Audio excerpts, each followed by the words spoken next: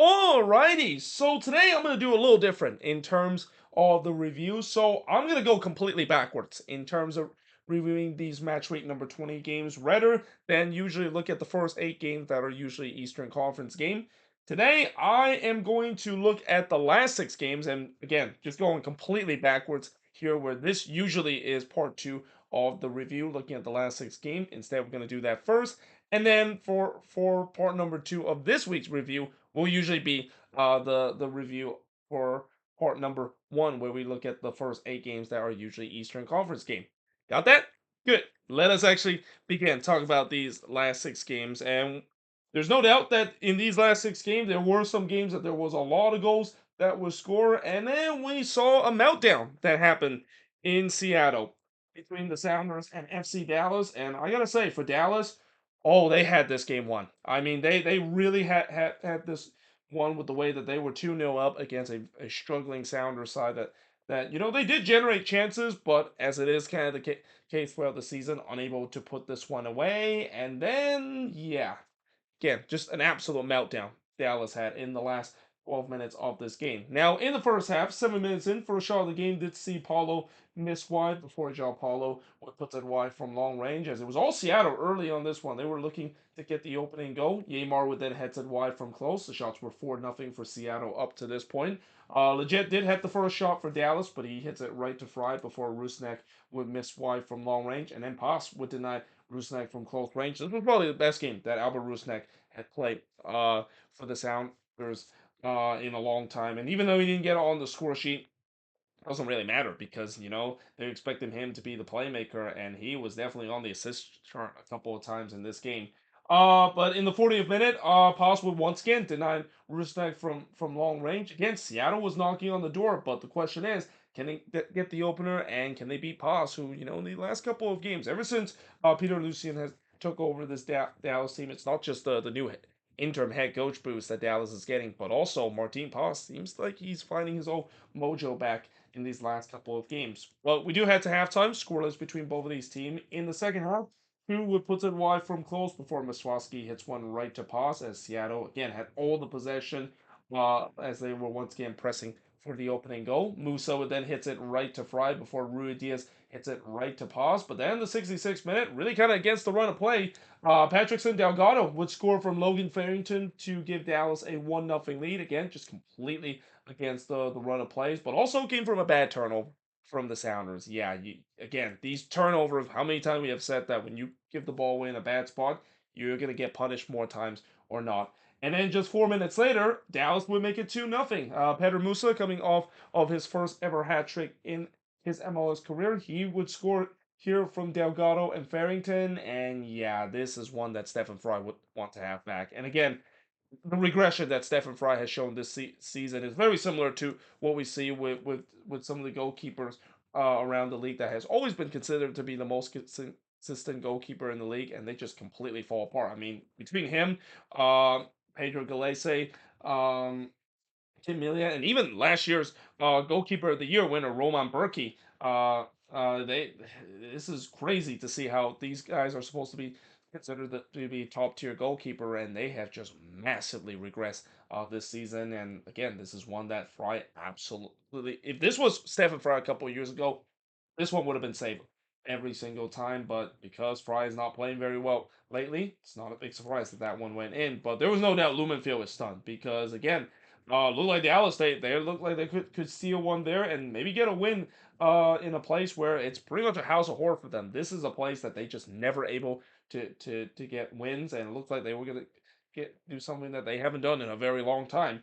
Paz then denied Rusnak from long range, but then the 78th minute on the ensuing corner, Rui Diaz would score. He scored from Rusnak and Paulo to make it 2-1 in this one. Paz then denied Vargas from close range. The plus was firmly parked for Dallas. They were looking to see this game out while trying to pray that they don't concede another goal. But how many times we talk about when you decide to park the bus like that? Yeah, things usually doesn't go so well for the road team, and it doesn't because in the 88th minute, Jordan Morris would score from Rusnak to tie the game up at two apiece. So all of a sudden, Jordan Morris has started to score goals again for the Seattle team, and this is also no surprise that the Sounders are definitely playing much better. I mean, was a really rough start for Jordan Morris this season for the Sounders, but now it seems like he's finding his gear and starting to look like the Jordan Morris that we know for a while now. There was then a huge shout for a handball and a penalty for the Sounders not given. But then in the 4th minute of stoppage time, the meltdown basically complete for Dallas as Jordan Morris would score again, this time from Vargas to make it 3-2 in that one. That was just terrible defending there from Dallas. I mean, you cannot give up a breakaway goal in the last minute of this game. And while Lumenfield basically erupted, probably the loudest we have ever heard this season, just a complete meltdown for Dallas in this game. They absolutely had this game won. Very similar to what we saw Minnesota was in the Western Conference Final in 2020, and unfortunately Dallas proceeded to do exactly what Minnesota did in the 2020 World Cup. Well, not the World Cup, sorry, the Western Conference Final. There's been a lot of tournament that is going on, so I'm kind of getting confused in the name of the way that the Euros Cup of America that is going on. But yeah, as I said, 3-2 win is the final score. It come from behind Sounders win. Definitely one of the most craziest come from behind wins. Probably right, very similar. I feel like in how this game is, the way that they come from behind and the timing, almost similar to what we saw in that Western Conference Final in 2020. But shots in this one, 26 shots compared to 8 that Dallas had, 5 shots on goal compared to 9 that the Sounders had, 7 shots off target compared to none that Dallas had, 3 shots that was blocked compared to 8 that the Sounders had, and possession-wise, 59% possession compared to 41% possession that Dallas has in this game. And even though Seattle is still in 10th place, they're still outside the playoff picture. They definitely have played much better in these last couple of games, and hopefully that will can continue as the season goes along. But for Dallas, this is an absolute momentum killer. Like all the momentum looks like was with them with their new interim head coach Peter Lucien seems to give them a big interim head coach boost. But this is a huge grind of hope to that, and they just hope that that doesn't just absolutely kill the momentum of them getting themselves back into playoff contention. Now, moving on in terms of the next match. So, a team that has really started to kickstart their season, and I feel like for the Portland Timbers, they're started having a very typical Portland Timbers season where they always tend to get off to a slow start, but then things really start to kick here as the summer goes along, and that's what we've seen in the last couple of games with them getting a 2-0 win in this one against the Whitecaps. Early on, Bubba Litna would puts it wide from close before Pico hits it wide from close range, and I thought Vancouver actually start the better side in this one. They were looking to get the opening goal. The first shot of the game for the Timbers, see Rodriguez hits one right to Takaoka, and then he did the same thing just 4 minutes later.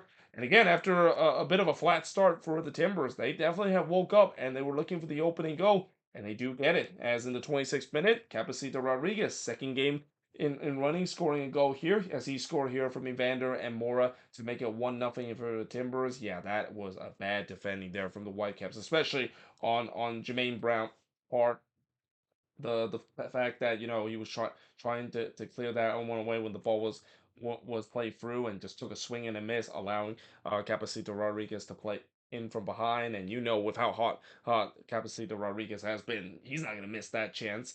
Marino then hits a knuckler that actually was pushed away from Takaoka, but in the 42nd minute, Mora would head it right to Takaoka as the Timbers had all the momentum. They basically have took control of this game. They were pushing for the second goal, and they do get it. As in the 43rd minute, Felipe Mora would score for Moreno to make it 2-0 in favor of the Timbers, and that would be the scoreline heading into the second half. In the second half, Alexander Schroep would get himself a second yellow card off the game, so that pretty much ended any chance of Vancouver maybe coming back in the second half. And it kind of shows it like that too, because that was kind of the depth warrant for the Whitecaps, any chance to get some points, because after Ayala missed wide from long range and Marino hits one right to Takaoka, there was really not much that happened late in this game. It was all Timbers. They were just cruising their way to get an easy win. And that's exactly what they do. A 2-0 win that the Timbers had against Vancouver. Shots in this one, 14 shots for the 7 that the Whitecaps had. 1 shot on goal for the 7 that the Timbers had.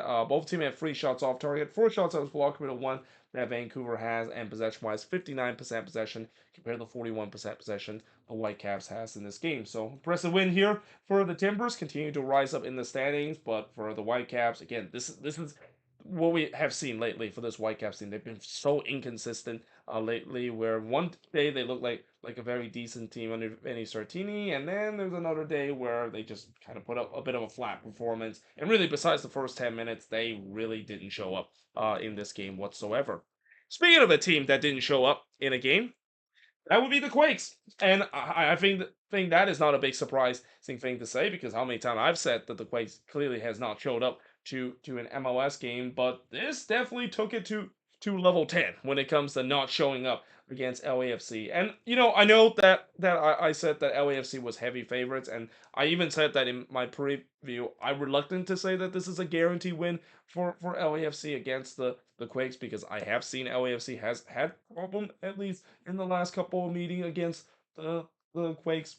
And yeah, so much for that. I mean, this feels like something similar to when we saw LAFC came into the league, where I've seen this before, where the Quakes just getting absolutely demolished by LAFC back in like 2018 and 2019 uh season, where those series between the Quakes and LAFC was not close whatsoever. Now in the first half, Kamara would miss wide into the side netting as Atuesta then puts it wide from close after just a bad giveaway from the Galaxy. It was all LAFC early on. In fact, those shots were kind of just about what we were about to see, kind of almost like a warning shot that LAFC was firing before they really started to attack this non-existent Quakes defense. Because it started in the 15th minute when Matej Bogusz he scored from Palencia and Tillman to make it 1-0 in favor of LAFC. It obviously did look to answer, but he puts it wide as that was the Quakes' first shot. Bawanga then puts it wide from long range in the 25th minute, but he was on target just 1 minute later as he scored from Holland's head and Tillman to make it 2-0 in favor of LAFC. Jackson then denied Morello on the header, and I thought this could get ugly for the Quakes. By the way, I actually got back ground hopping relatively early last night, so I was actually basically decided to tune into this game around like the 54th minute mark, and I immediately decided to switch the game off. Or actually, no, I'm sorry, it wasn't the 54th minute. It was around the 64th minute mark when I started to watch this game, and I immediately switched that off and decided to watch another game because I knew when I saw the scoreline at that point was 5-2. Yeah, that game is over. Yeah, there's really no need for me to keep an eye on it whatsoever, and hence this is why I didn't really wrote any notes between the 60th minute except for the last goal that LAFC have scored. I didn't even bother really watching the highlights, at least the last couple of minutes of it, because I knew this game was done and dusted. But that being said, in the 33rd minute, it was 3-0, and it's a historic goal too, as Kai Kamara will score his 146th career MLS goal from Bogusz and Hollinshead.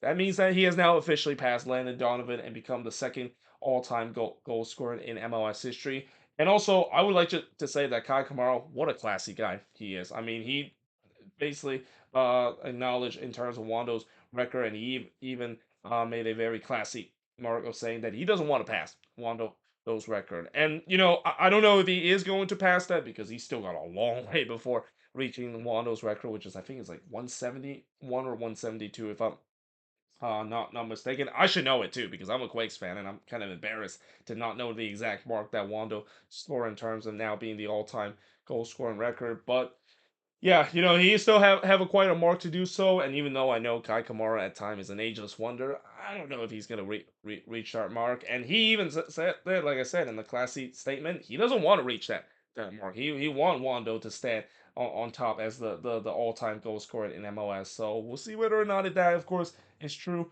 But one thing for sure, he did pass Landon Donovan, becoming the second of all time. And like I said, when Kai Kamara eventually does hang up his boots, I have to do a career video about Kai Kamara. He is by far the best journeyman we have ever seen in MLS history, and the story of Kai Kamara is just something that it has to be done in a career video with all those teams that he's been in, and all the success that he's been in with many different teams.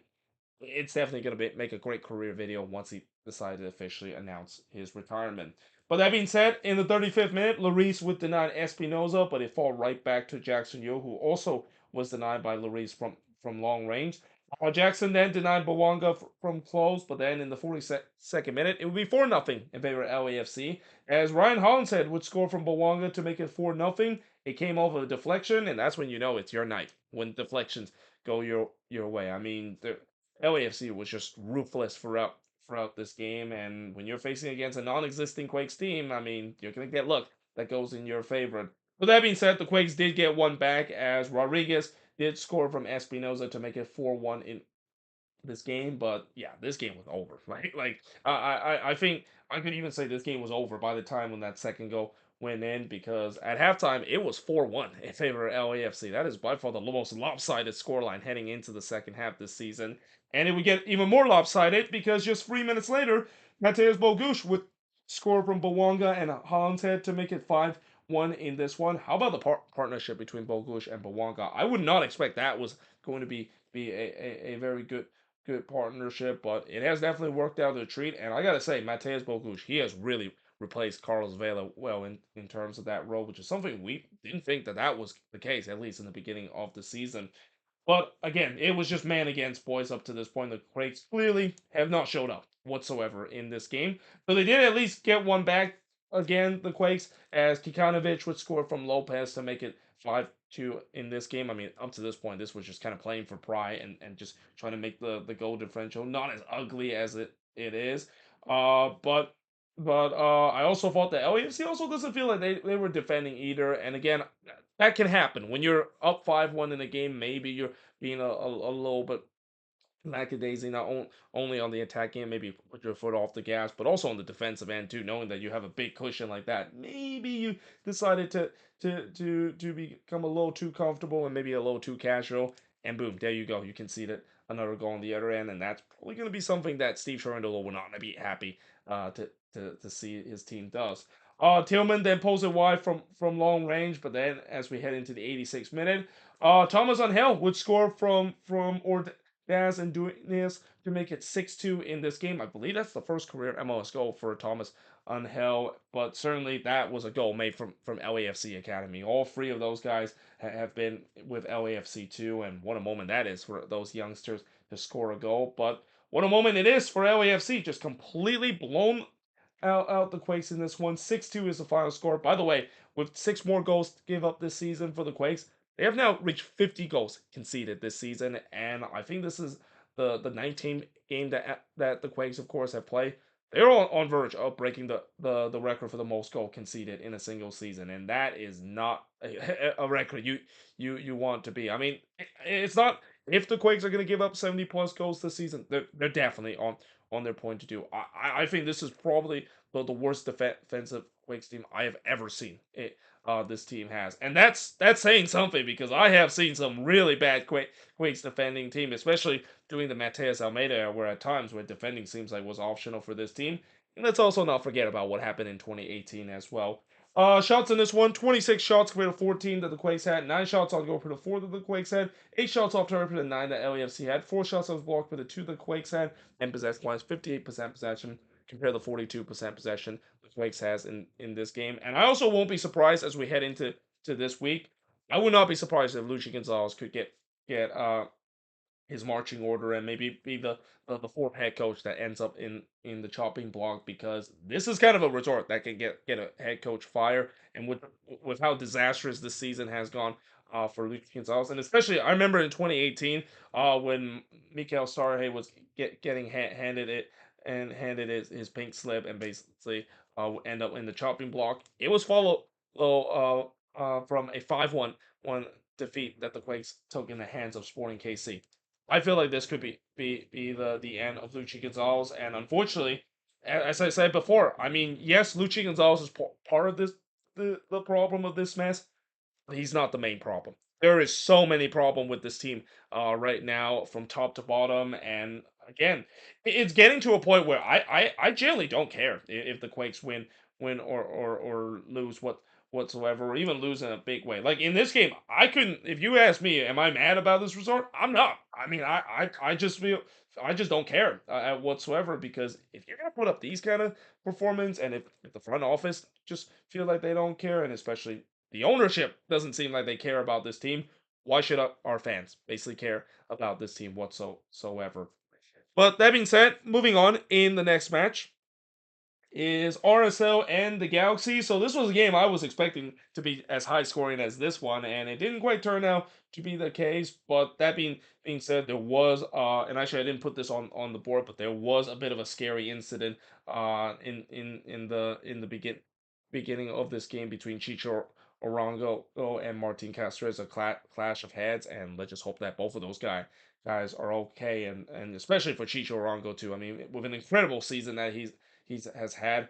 What a big blow that would be for RSL if he doesn't return. And I think this game kind of shows that they definitely need his attacking power because RSL, it's very rare that they get shut out this season. They've been very good on the attacking end, but the Galaxy they definitely made a statement win in this game against RSL. Now early on, Gomez with the game's first shot, but he puts it over from close range. Not much chances really comes early as the shots were 1-0 for RSL 15 minutes in, maybe due to the fact that it just had that big game, and it kind of at times this game had a playoff feeling too, and I would not be surprised if we can see this matchup in the playoffs as well. McCarthy then denied Caceres from close before Gomez was in on goal there, but he puts it right to McCarthy. Yeah, that is one that Andres Gomez would want to have back, and I would have definitely bet some money if when Gomez went in on goal that he would bury this because Gomez.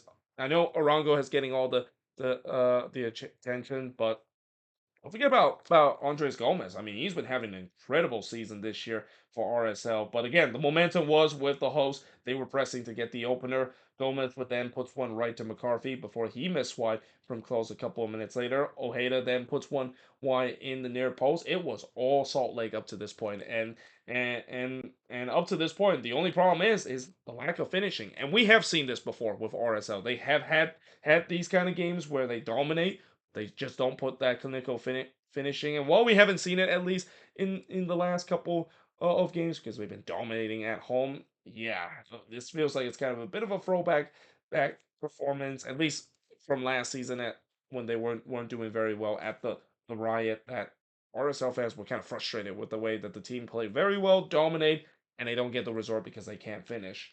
But in the first minute of stoppage time, Oviedo just pulls it wide from long range, and we do head to halftime with the scoreline scoreless between both of these teams. In the second half, the Galaxy definitely woke up. And I would also say that this was kind of a game of two halves, too, because the Galaxy was not very involved in the first half.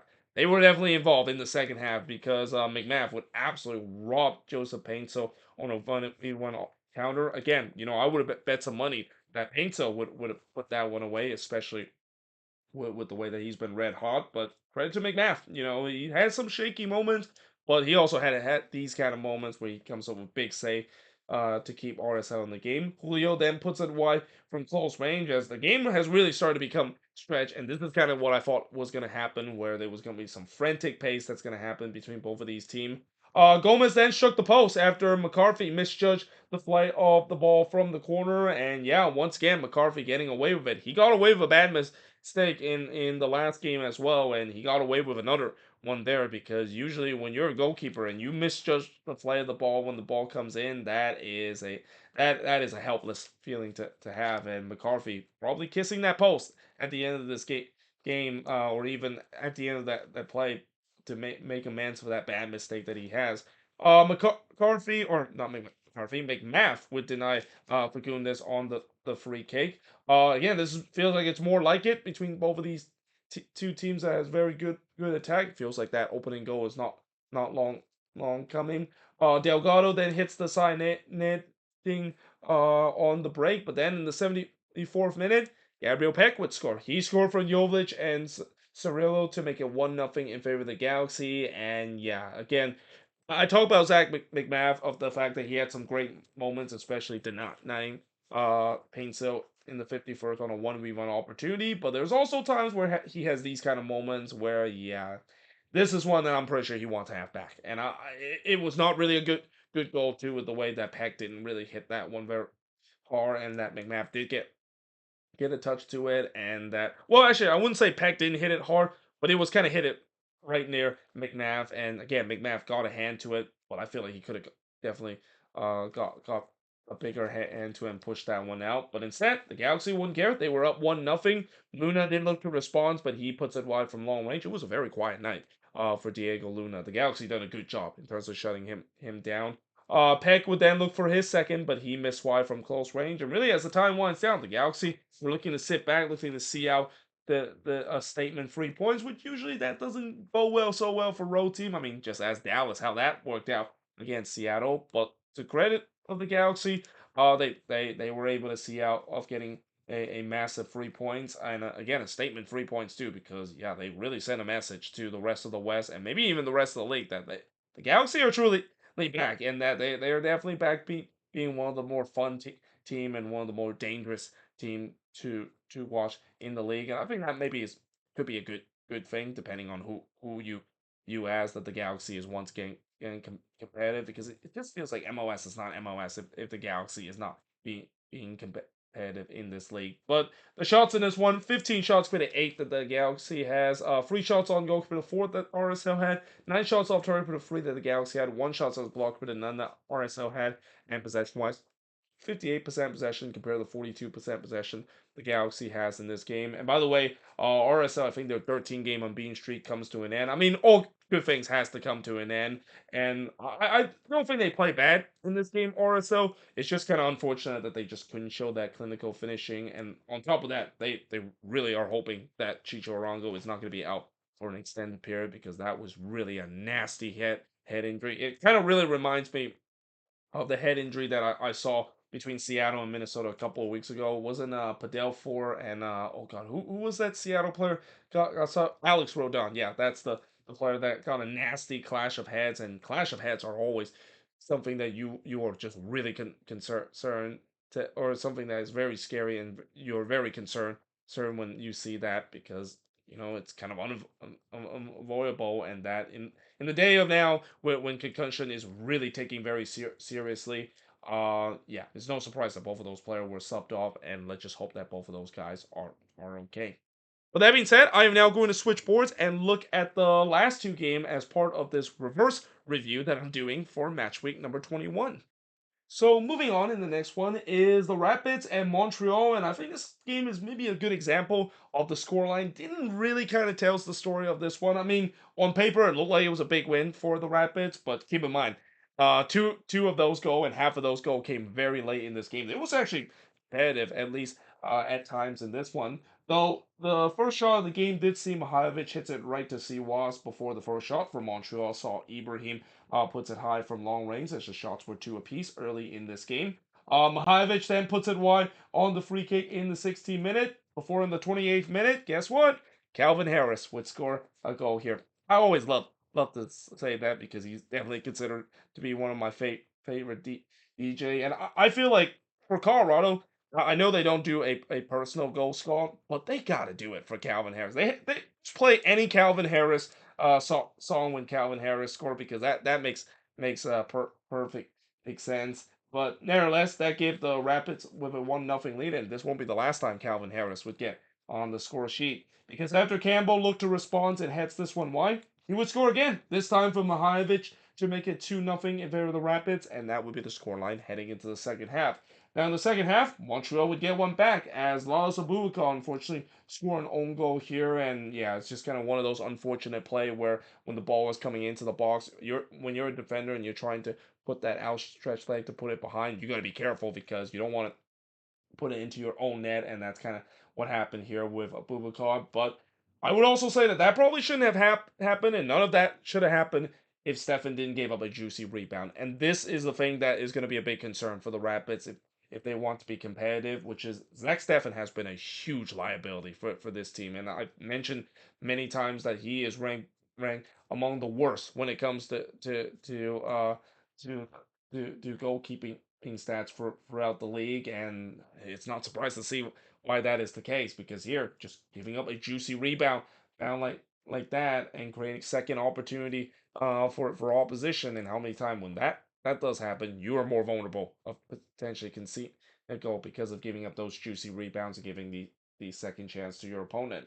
Though in the 57th minute, Kokoro would puts it wide from long range before Martinez would puts it wide from long range in the 60th minute. By the way, I'm surprised Joseph Martinez is not with Venezuela in Copa America. I mean, I know he's been battling in injuries the last couple of years, and obviously he hasn't been playing well. But I was assuming he was gonna get called up for the Venezuelan national team, but apparently they didn't call him up. And also, it doesn't help the fact that he is playing the same position of a guy that has also been just red hot with Venezuela and currently playing with Pachuca in Solomon Rondon. But still, I would expect him to maybe get called by the Venezuelan team, though.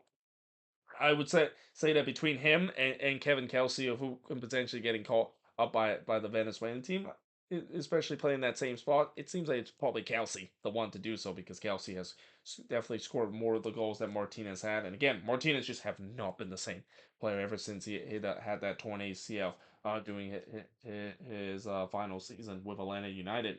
Well, there was no doubt momentum was with Montreal. They were pressing for the equalizer. Mahajevic would put it wide from close. Siwas then denied Maxo from the corner. Fernandez then hits it right to Siwas, and all of a sudden the Rapids looked like they had the momentum. They were pushing to get that third goal. Siwas would deny Navarro from close range, and then Alvarez actually cleared the ball off the line after Siwas missed the punch. But then they did go to VAR to see whether or not if there was a handball that was committed by George Campbell on that play.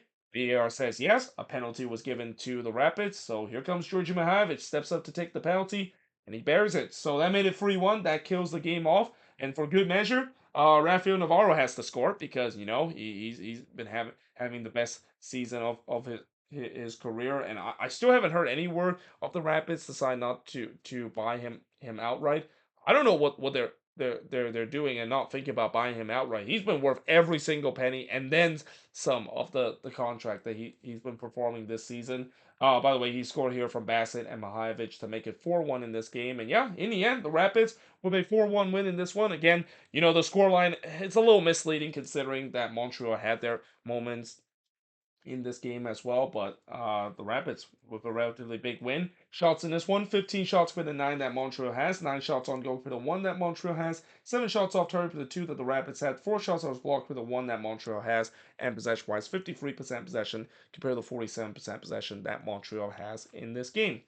And then finally, last but not least, is St. Louis and Atlanta, and I don't think this result would really make either of these head coach happy because and also their fans happy too because for St. Louis it's another draw. That's now 11 draws that they had this season, and for Atlanta, just as you think maybe they got a great desperation derby win against DC, maybe they can get things rolling, and then they got a 1-1 draw out of this game. Though I'll talk about maybe you could argue that Atlanta might be the more happiest I consider they play in the midweek games later on in when I review this game. But in the first half, 3 minutes in, the first shot of the game did see Morales puts it set right to Berkey. Wait, is it? Wait a minute, is that does not sound right there because I'm pretty sure there's not a Morales for Atlanta United. I might have missed that name there. But anyway, in the ninth minute, Guzan would deny for instance, as that was St. Louis' first shot, and then the post would deny Joe Claus from close range. It's just that kind of season for Joe Claus, and again, he just has just not been the same ever since he suffered that injury in the beginning of last season. He just had very few luck that he's got come for him in front of goal. We then go for a period where not much really happened. Berkey then denied John De Silva from long range before Fortune would hit it wide from long range. For instance, then looked like got the opening goal for St. Louis, but VAR basically says that goal was disallowed, and it was not because of an offside though, but instead there was a foul on the very beginning of development play. By the way, when they announced the VAR call, and you know how referee basically announced it to the crowd after a VAR look, that probably is the most tier A and mean as kind of announcement I have ever seen so far this season. I mean the amount of plot twist that the referee basically said that yeah, the goal was not disallowed because of offside. I think it got all the St. Louis fans happy the fact that yeah, looks like the goal has counted. But then he said however, and honestly, I think the word however is probably the biggest plot twist, and just in general makes it just an S tier kind of announcement. And I more VAR announcement are kind of like that. There's no doubt that I think VAR announcement have gone much better, and I'm not surprised by that because I think when they first did it at first, it was a bit cringy at first because these referee were not used to basically announcing everything in front of 20,000 fans, and that's not easy to do whatsoever. But they definitely have done a much better job as the season has gone along. But anyway, Leuven would then hits one into the side netting as St. Louis were looking to get one before halftime. But we do head to halftime with the scoreline scoreless between both of these teams. In the second half, Rios would hits one right to Berkey, but then in the 50th minute, Vasilev would score. He scored from Klaus and Reed to give St. Louis a 1-0 lead. Fortune would then look to respond, but the post has other idea.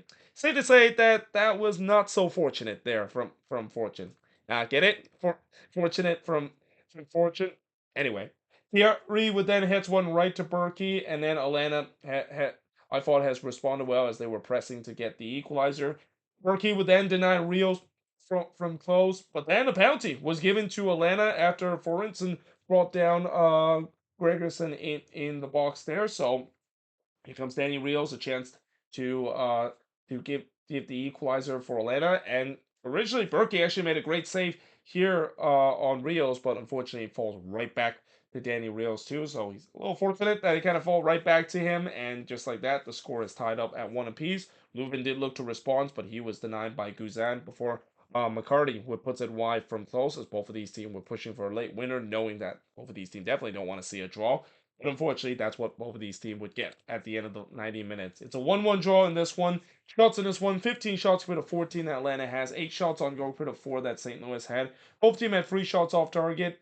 7 shots was blocked for the 2 that Atlanta has, and possession-wise, 51% possession compared to the 49% possession that St. Louis has. So more draw points for St. Louis this season. 11 draws now that this team has had. And while they still have a way before tying the record that Nashville set, and Chicago also set back in 2014 of 18 draws in the season. Yeah, it's been a very frustrating season for a St. Louis fan, and it just feels like more and more like not only they're suffering the same season syndrome. Well, in Austin's case, it was more like third season syndrome because it was coming off of a great year, but just feels like they're suffering the same sophomore slump that we saw Austin suffer last season. But yeah, it feels like playoffs to start to get away from them. But for Atlanta, I mean, yeah, they got a point on the road, and anytime when you get a point on the road, it's good. But if they want to get themselves back into contention, and especially when you face against a team that is not doing very well on the road, these are kind of the games that they have to win. And this is also where, if this is an Atlanta team that is completely transitioned away from the Gonzalo Pineda era, that means that they would pick up not only resort but actually get a win, because this has been the problem we saw during the Gonzalo Pineda era. This team just simply cannot win on the road under Gonzalo Pineda. They either lose or draw games, and sometimes they do it in an excruciating fashion where they have a win on the road only to let it slip because of bad mistake in the end.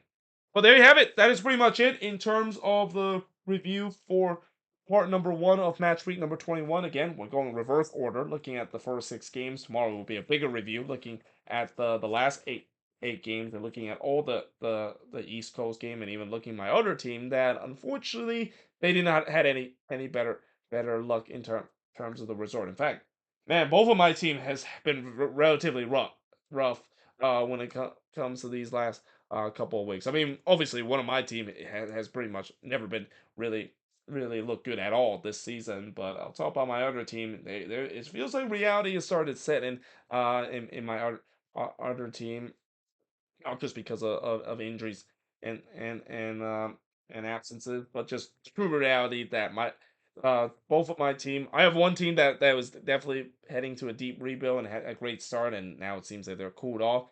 And now you also had the Quakes, who, yeah, we know that it's almost a given that whenever the Quakes just barely make it to the playoffs in one season, the next season not only they just fall off the map, but they're probably gonna finish dead last and win the wooden spoon this season. But anyway, like I said, I hope you guys enjoyed this video. If you do, make sure you guys leave a like, smash the subscribe button, and yeah, I of course will see you guys next time.